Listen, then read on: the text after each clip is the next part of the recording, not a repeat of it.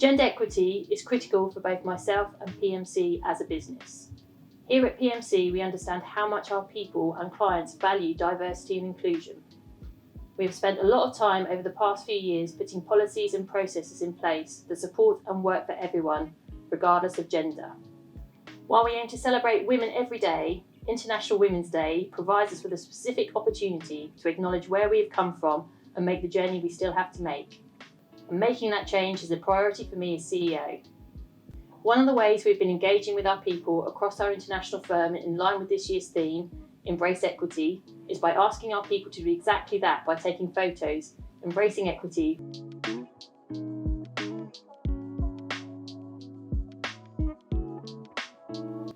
This year's International Women's Day theme asks us to embrace equity by educating our people and our clients on the difference between equality and equity.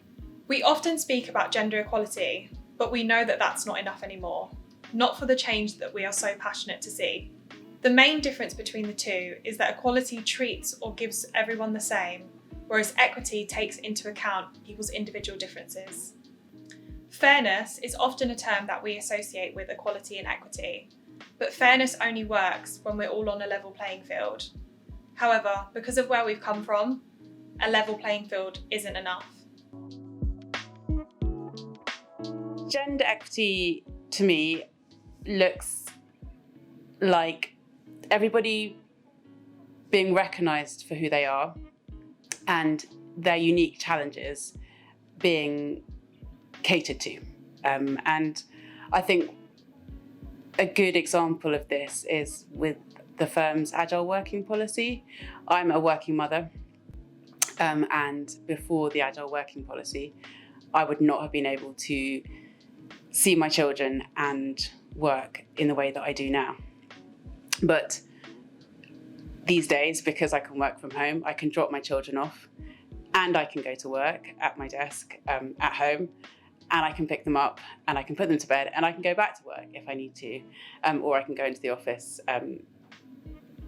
So I can work brilliantly despite also having childcare commitments. I think it's about sort of recognising or embracing the kind of differences. Everybody comes from a different starting point. They all have their own barriers or sort of perceived barriers, and it's recognising that. It's appreciating how to overcome it and looking at what we can do to support people to get to that sort of end goal, despite the starting points all being so very different. To me, gender equity looks like positive female role models. I'm a working mum, and I wouldn't change that for the world, but there were some challenges, particularly while I was on maternity leave. There's quite a lot to get your head around, and my own personal experience, my other half took shared parental leave and was there for some of it, and it was absolutely great. And as an employment lawyer, I don't understand why more people don't use the shared parental regime, but sort of thought as I came back from maternity leave that it was something that I really wanted to encourage and try and get that sort of the maternity penalty kind of shared a bit more evenly. So I am a perimenopausal woman, and I think when I started suffering from health issues around the menopause, I looked around and was, where's the information available? Where do you go to in the workplace? Where is the medical information available? And there was very little available. So it was important for me to make sure that we spoke about the menopause. It wasn't something to shy away from. All women are going to go through the menopause. How do we put together resources? What information do we cascade internally, both to men and women within the firm? And how do we support each other through the menopause? So we have brought in external speakers, we've brought in a consultant, we've brought in a medical expert. We also have a menopause policy, and we have an ambassador who champions policies and issues around the menopause. One thing that is particularly important to me is fertility or infertility. I had fertility treatment, and I know from experience how difficult it is to go through fertility experience and be a working individual. And one of the things that we did within the firm is to host a session as part of the gender committee, which was me talking about my lived experience of going through fertility treatment.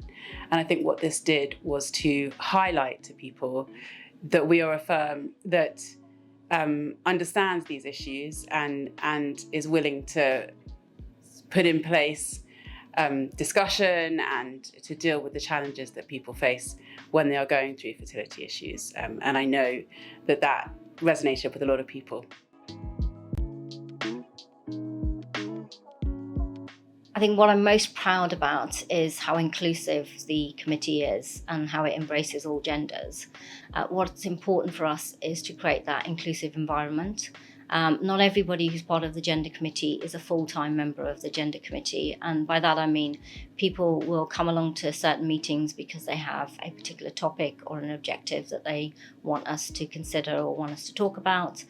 Subcommittees might be created around a particular topic, for example, the menopause, endometriosis, fertility, and people can get involved in the initiatives that they feel passionate about. One of the big sort of focus points for us is the gender pay gap, and as part of that we reached out to the associates and the senior associates to speak to them to see what it was that was perhaps preventing them from progressing through the firm up to those sort of higher paid roles, and learnt what barriers they felt were there and how we could better support people to overcome those barriers. I think there are two things there are many things that we want to look at, and new things are cropping up all the time. We are currently looking at endometriosis and the impact that has on people, and that is something that is increasingly being recognised as a really difficult thing to deal with. And we're also we're continually striving to close that gender pay gap and look at ways of implementing policies that will help us achieve that. I'd like to think that the future of the committee would be to continue to be a voice, to support people through any kind of difficulties that they face, and to hopefully create a firm where there is an inclusive culture. Everybody is given the opportunities that they need to be the very best of themselves, and any sort of barriers or perceived barriers are broken down by the firm as much as we can. One of the things we are really keen to do is to be a voice for people. So if they do have any issues, if they do have any barriers or things that they feel are perhaps held against them, we want to learn about that, and we want to support it and help them overcome it. And really it's about creating the right culture in a firm and a supportive kind of promoting environment that enables people to get where they want. Enable people to share their lived experiences. And that's very important, that where we are looking at issues around fertility or parental leave, that we have people within the committee that are able to share their lived experiences, feel passionate about sharing their lived experiences, and how we cascade those throughout the firm, create policies around that, and move forward with certain objectives.